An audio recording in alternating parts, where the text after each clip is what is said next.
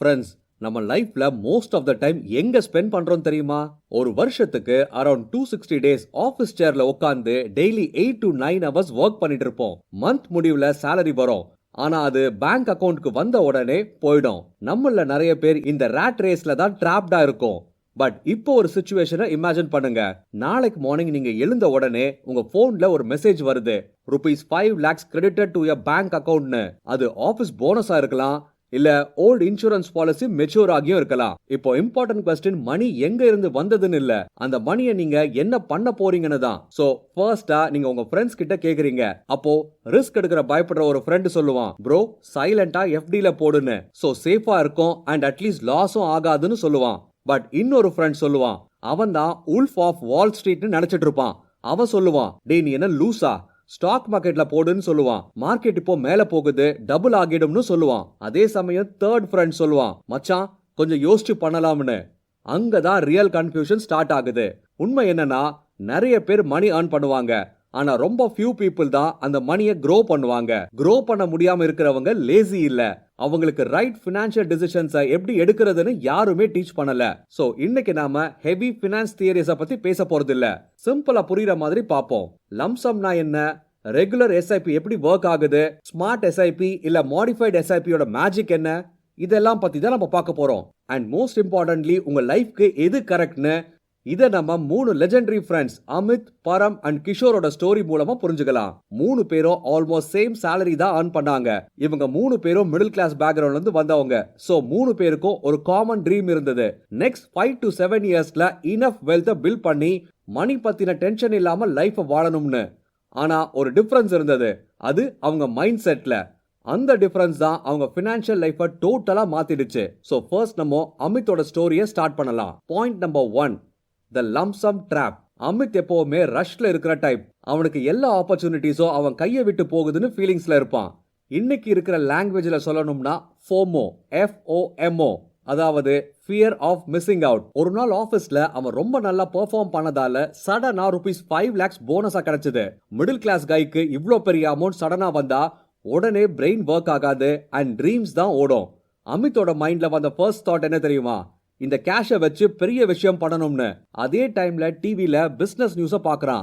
அதுல ஆங்கர் கத்திட்டு இருக்கான், market all time high, Sensex new record, Indian economy rocket மாதிரி க்ரோ ஆகுதுன்னு. சோ அமித் அதை பார்த்த உடனே இமீடியட்லி கன்வின்ஸ் ஆயிட்டான். அண்ட் இப்ப இன்வெஸ்ட் பண்ணலனா மிஸ் ஆகிடும்னு நினைச்சான். சோ யோசிக்காம, ஃபியூச்சர்ல இந்த மணி எப்போ வேணும்னு கன்சிடர் பண்ணாம, மார்க்கெட் கிராஷ் ஆகலாம்னு கூட திங்க் பண்ணாம ஃபுல் 5 lakh rupees-ஐயும் ஒரு மிட் கேப் மியூச்சுவல் ஃபண்ட்ல ஒரே ஷாட்ல இன்வெஸ்ட் பண்ணிட்டான். ஃபினான்ஸ்ல இத லம்சம் இன்வெஸ்ட்மெண்ட்னு சொல்றாங்க. ஸ்டார்டிங்ல எல்லாம் பெர்ஃபெக்ட்டா இருந்தது. ஃபர்ஸ்ட் 2 மாசம் மார்க்கெட் மேல போச்சு. ₹5 lakhs இப்போ 5.5 lakhs ஆயிடுச்சு. அமித்தோட கான்ஃபிடன்ஸும் ஸ்கை ஹைக்கு போச்சு. மார்க்கெட்ல மணி earn பண்றது ஈஸிடா, கட்ஸ் இருந்தா போதும்னு எல்லாருக்குமே லெக்சர் கொடுக்கவும் ஆரம்பிச்சான்.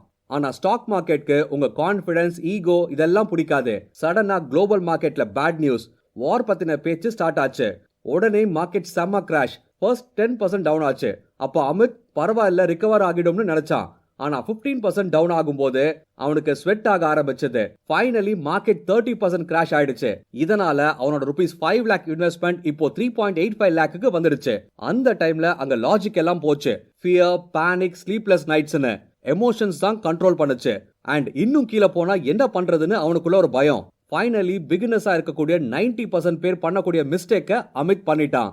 லாஸ்ட்ல இருந்த எல்லா மணியுமே வித்ட்ரா பண்ணிட்டான். இங்க ஹார்ஷான ட்ரூத் என்ன தெரியுமா, மார்க்கெட் அமித்தோட மணியை டெஸ்ட்ராய் பண்ணல. அமித் 5 இயர்ஸ் காமா வெயிட் பண்ணிருந்தா மார்க்கெட் ரிகவர் ஆன அப்புறமா அந்த 5 lakh ஈஸியா 10 lakhs ஆகியிருக்கும். மார்க்கெட் ஃபால் டெம்பரரி தான், ஆனா அமித் மிட்வேல கிவ் அப் பண்ணதுனால லாஸ் பெர்மனண்டா ஆயிடுச்சு. இந்த ஸ்டோரி நமக்கு டீச் பண்றது என்னன்னா, லம்சம் இன்வெஸ்ட்மெண்ட் பேடுன்னு இல்ல, பட் அது ஒரு டபுள் எட்ஜ் ஸ்வார்ட் மாதிரி. மினிமம் 7 to 10 இயர்ஸ் பேஷன்ஸ் இருக்கணும். போர்ட்ஃபோலியோ 30% டவுன் ஆனா கூட காமா இருக்கணும். சாட்லி அமித்க்கு அந்த பேஷன்ஸ் இல்ல. இப்போ பாயிண்ட் நம்பர் 2, எஸ்ஐபியோட டிசிப்ளின். அமித்தோட டிராமாக்கு அப்புறமா இப்போ பரம் பத்தி பேசலாம். பரம் கம்ப்ளீட்லி ஆப்போசிட்டான ஆளு. அவனுக்கு பிக் ரிஸ்க் எல்லாம் பிடிக்காது. ஜாப் காமா பண்ணிட்டு பீஸ்ஃபுல்லா இருக்கணும்னு விரும்புவான். ஆனா அமித்தோட கண்டிஷனை பார்த்து பயந்து டிஃபரெண்டான பாத்தா சூஸ் பண்ணிட்டான். அவன் குயிக்கா ஒரு விஷயத்த புரிஞ்சுக்கிட்டான்.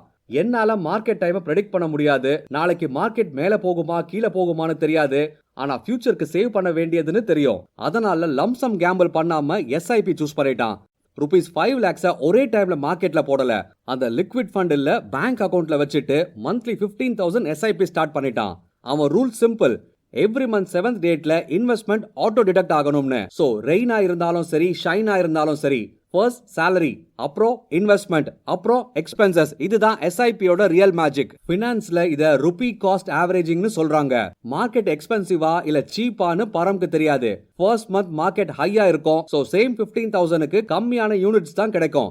But third month market crash ஆகும். ஆனா அதே 15,000க்கு அதிக யூனிட்ஸ் கிடைக்கும். சிம்பிளா சொன்னா மார்க்கெட் சீப் ஆனா பரம் அதிகமா பை பண்ணிட்டான். அவன் மார்க்கெட் ப்ரெடிக்ட் பண்ண ட்ரை பண்ணல அண்ட் சிஸ்டமா ஃபாலோ பண்ணிட்டான். பரம் லைஃப்ல டிராமா எதுவும் இல்ல. மார்க்கெட் 15% டிராப் ஆனா கூட ஹாப்பியா சேல் பண்ணலாம், இன்னும் அதிக யூனிட்ஸ் கிடைக்குதுன்னு யோசிப்பான். அதே மார்க்கெட் மேல போனா சூப்பர், போர்ட்ஃபோலியோ வேல்யூ இன்க்ரீஸ் ஆகுதுன்னு சந்தோஷப்பட்டான். அவன் எமோஷன்ஸை இன்வெஸ்ட்மெண்ட்ஸ்ல இருந்து செப்பரேட் பண்ணது மட்டும் இல்லாம எலக்ட்ரிசிட்டி பில், ரெண்ட் பில் மாதிரி இன்வெஸ்ட்மெண்ட்டையும் ஒரு நெசசரி எக்ஸ்பென்ஸா ட்ரீட் பண்ணிட்டான். 5 இயர்ஸ்க்கு அப்புறம் சிச்சுவேஷன் பார்த்தா அமித் மார்க்கெட்ல இருந்து பயந்து FDல செட்டில் ஆயிட்டான். ஆனா பரமோட மணி இன்ஃப்ளேஷனை பீட் பண்ணிட்டு 12 to 13% ரிட்டர்ன் கொடுத்துச்சு. அவன் மார்க்கெட் பீட் பண்ணல, ப்ரெடிக்ஷன் பண்ணல, ஜஸ்ட் டிசிப்ளின் மட்டும் மெயின்டைன் பண்ணிட்டான். இன்வெஸ்டிங் வேர்ல்ட்ல ஸ்மார்ட்டா இருக்கிறத விட டிசிப்ளின்டா இருக்கிறது ரொம்பவே முக்கியம். SIP பிகினர்ஸ்க்கு பெஸ்ட், அதுவும் எஸ்பெஷலி ஸ்டெடி இன்கம் இருக்கிற மார்க்கெட் வாலட்டாலிட்டிக்கு பயப்படுற பீப்புளுக்கு. நெக்ஸ்ட் நம்ம பார்க்க போறது point number 3, smart SIP strategy. இப்பதான் நம்ம ஸ்டோரிக்குள்ள வராரு நம்ம கிளவர் ஃப்ரெண்ட் கிஷோர். அவன் அமித் மாதிரி கிரீடி இல்ல, பரம் மாதிரி சிம்பிள் ஸ்ட்ரைட்டும் இல்ல. கிஷோர் கிட்ட ஒரு அண்டர்ரேட்டட் ஸ்கில் இருந்தது. அது என்னன்னா அப்சர்வேஷன். அவன் சைலண்டா 2 பேரையும் அப்சர்வ் பண்ணிட்டான். அமித் ஃபியர்னால நிறைய விஷயத்தை லூஸ் பண்ணிட்டான். பரம் மீன்வெல் மார்க்கெட் கிராஷ் ஆனா கூட இன்வெஸ்ட் பண்ணிட்டே இருந்தான். கிஷோர் யோசிச்சான், பரம் மெத்தட் நல்லா இருக்கே, ஆனா கொஞ்சம் ஆப்டிமைஸ் பண்ண முடியுமான்னு, மார்க்கெட் டிப்ல எக்ஸ்ட்ரா அட்வான்டேஜ் எடுக்க முடியுமான்னு. அதான் அவனுக்கு ஸ்மார்ட் SIP ஐடியா வந்தது. நார்மல் SIPல same amount every month invest பண்ணுவோம். மார்க்கெட் எங்க இருந்தாலும் சேம் அமௌண்ட் தான். ஆனா கிஷோர் சிம்பிள் ரூல்ஸை கிரியேட் பண்ணினான். நியூஸ் ஃபுல்லா நெகட்டிவா இருந்தாலும் எல்லாரும் பயந்த டைம்ல நான் இன்வெஸ்ட்மெண்ட்டை இன்க்ரீஸ் பண்ணுவேன்னு. மார்க்கெட் ஓவர் எக்ஸ்பென்சிவா இருந்தா இன்வெஸ்ட்மெண்ட்டை நார்மலா வச்சுக்கிறேன்னு இல்ல, ரெடியூஸ் பண்ணுவேன்னு. இதுதான் valuation based investing. Kishore regular SIPல 10,000 கண்டினியூ பண்ணினான். அது கூட போனஸ் மணியும் கொஞ்சம் லிக்விட் ஃபண்ட்ல ரெடியா வச்சிருந்தான். மார்க்கெட் 20% டிராப் ஆன மந்த்ல அமித் பேனிக் ஆகும்போது கிஷோர் எக்ஸ்ட்ரா 50,000 டாப் அப் பண்ணிட்டான். இந்த மாதிரி 5 இயர்ஸ்ல 6 டைம்ஸ் பண்ணினான். ஃப்ரெண்ட்ஸ், மால்ல 20% டிஸ்கவுண்ட்னா எல்லாரும் ஷாப்பிங்க்கு ஓடுறோம். அப்போ குட் கம்பெனிஸோட ஷேர் 20% சீப் ஆனா ஏன் பயப்படணும்? இன்னும் அதிகமா பை பண்ண வேண்டியது தானேன்னு அவன் மைண்ட் செட் ஃபிக்ஸ் பண்ணான். கிஷோர் ஒரு டெய்லி ட்ரேடர் இல்ல, அவன் டெய்லி ஸ்கிரீன் பார்த்துட்டே உட்காந்தவனும் இல்ல. மந்த்துக்கு ஒரு தடவை மார்க்கெட் வேல்யூவேஷன், அதாவது நிஃப்டி PE ரேஷியோ மாதிரி இண்டிகேட்டர்ஸை செக் பண்ணுவான். மார்க்கெட் சீப்னா எக்ஸ்ட்ரா இன்வெஸ்ட் பண்ணுவான் அண்ட் அதே சமயத்துல எக்ஸ்பென்சிவ்னா வெயிட் பண்ணுவான். இது கேம்பிளிங் இல்ல, இது ஸ்ட்ராட்டஜிக் அலோகேஷன். மார்க்கெட் நாளைக்கு மேல போகுமா கீழே போகுமான்னு கெஸ் பண்ணல, சீப்பா எக்ஸ்பென்சிவானு மட்டும் தான் பார்த்தா. அதுக்கு அக்கார்டிங்லி இன்வெஸ்ட்மெண்ட்டும் பண்ணினான். இதோட ரிசல்ட், மார்க்கெட் ரிகவர் ஆனதுக்கு அப்புறமா கிஷோருக்கு பரம் விட அதிக யூனிட்ஸ் இருந்தது. பிகாஸ் டிப் டைம்ல பல்கா பை பண்ணிட்டான். பை லோ செல் ஹை பிரின்சிபல்ல SIP யோட கம்பைன் பண்ணிட்டான். இந்த அப்ரோச் மார்க்கெட் டிப்ஸ்ல பேனிக் ஆகாம கொஞ்சம் ஆக்டிவா இருக்க தெரிஞ்ச பீப்புளுக்கு சூட்டபிளா இருக்கும். கிஷோர் ப்ரூவ் பண்ணிட்டான், கொஞ்சம் அவேர்னஸ் இருந்தா ஆவரேஜ் பர்சனை விட அதிகமா வெல்த் கிரியேட் பண்ண முடியும்னு. இப்போ final point, mathematical reality. Stories எல்லாம் கேட்டோம், ஆனா பினான்ஸ்ல நம்பர்ஸ் தான் லவுடா பேசும். 5 இயர்ஸ்க்கு அப்புறமா அமித், பரம் அண்ட் கிஷோர் கிட்ட எவ்வளவு மணி இருந்ததுன்னு பார்ப்போம். இது உங்க ஐஸை ஓபன் பண்ணும். அமித் பீக்ல ₹5 lakh இன்வெஸ்ட்மெண்ட்டை மார்க்கெட் கிராஷ் ஆன உடனே பயந்து ₹3.85 lakhsக்கு செல் பண்ணிட்டான். அப்புறம் அந்த மணியை FDல போட்டுட்டான். 5 இயர்ஸ்க்கு அப்புறம் அந்த அமௌண்ட் மேபி ₹5.5 lakh ஆகியிருக்கும். அது இன்ஃப்ளேஷனை கூட ப்ராப்பர்லி பீட் பண்ணல அண்ட் வெல்த்தும் டிஸ்ட்ராய் ஆயிடுச்சு. அதே பரம் 60 மந்த்ஸ்க்கு ₹15,000 SIP பண்ணினான். Total investment around ₹9 lakhs. Average 12% ரிட்டர்ன்னா 5 இயர்ஸ்க்கு அப்புறம் அவனோட போர்ட்ஃபோலியோ வேல்யூ அரௌண்ட் 12 lakhs ஆச்சு. சேஃபான growthம் கிடைச்சது. இப்போ நம்ம ஃபைனலா பார்க்க போறது கிஷோரோட மேஜிக். அவனும் அரௌண்ட் ₹6 lakhs தான் இன்வெஸ்ட் பண்ணியிருந்தான். ரெகுலர் SIP பிளஸ் மார்க்கெட் டிப்ஸ்ல டாப் அப்பும் பண்ணான். சீப் மார்க்கெட்ல பை பண்ணதுனால ஆவரேஜ் பையிங் பிரைஸ் ரொம்ப கம்மி. மார்க்கெட் ரிகவர் ஆனதுக்கு அப்புறமா அவனோட போர்ட்ஃபோலியோ ₹13 lakhsல இருந்து 13.5 lakhs ஆயிடுச்சு. ஜஸ்ட் ₹1.5 lakh டிஃபரன்ஸ் தானேன்னு நீங்க கேட்கலாம். ஆனா ஃப்ரெண்ட்ஸ், இது ஜஸ்ட் 5 இயர்ஸ் தான். நீங்க இந்த ஹேபிட்டை 15 இயர்ஸ் இல்ல 20 இயர்ஸ் வரைக்கும் கண்டினியூ பண்ணினா காம்பவுண்ட் இன்ட்ரெஸ்ட்னால crores கணக்குல டிஃபரன்ஸ் வரும். Same money, same market, same time. Strategy மட்டும் மாறி இருக்கு. கிஷோர் பரம் விட 12% to 15% அதிகமா வெல்த் கிரியேட் பண்ணினா. ரியல் வெல்த் கிரியேஷன் மேஜிக் இல்ல, அது மைண்ட் செட். அமித் எமோஷன்ஸ்னால லூஸ் பண்ணிட்டான். பரம் டிசிப்ளினால ஃபியூச்சரை செக்யூர் பண்ணிட்டான். கிஷோர் கொஞ்சம் ஸ்மார்ட்டா யோசிச்சு எக்ஸ்ட்ரா வெல்த்தை கிரியேட் பண்ணிட்டான். ரிமெம்பர், மார்க்கெட்ல உங்க பிகெஸ்ட் எனிமி வேற யாருமே இல்ல, மிரர்ல பாக்குற நீங்க தான். ஃபியர் அண்ட் கிரீட கண்ட்ரோல் பண்ண முடிஞ்சதுன்னா நீங்க ஆல்ரெடி வின்னர் தான். அது நீங்க பிகினரா இருந்தாலும் சரி இல்ல எக்ஸ்பர்ட்டா இருந்தாலும் சரி. கன்சிஸ்டன்சி தான் மோஸ்ட் இம்பார்ட்டன்ட். இன்னைக்கு வீடியோல நிறைய யூஸ்ஃபுல்லான திங்ஸை லேர்ன் பண்ணிருப்பீங்கன்னு நம்புறேன். வீடியோ பிடிச்சிருந்தா லைக் பண்ணுங்க, உங்க ஃப்ரெண்ட்ஸ் கூட ஷேர் பண்ணுங்க, அண்ட் வேல்யூபிளான ஃபினான்ஸ் வீடியோஸ்க்கு சேனலை சப்ஸ்கிரைப் பண்ண மறக்காதீங்க. தேங்க்ஸ் ஃபார் வாட்சிங்.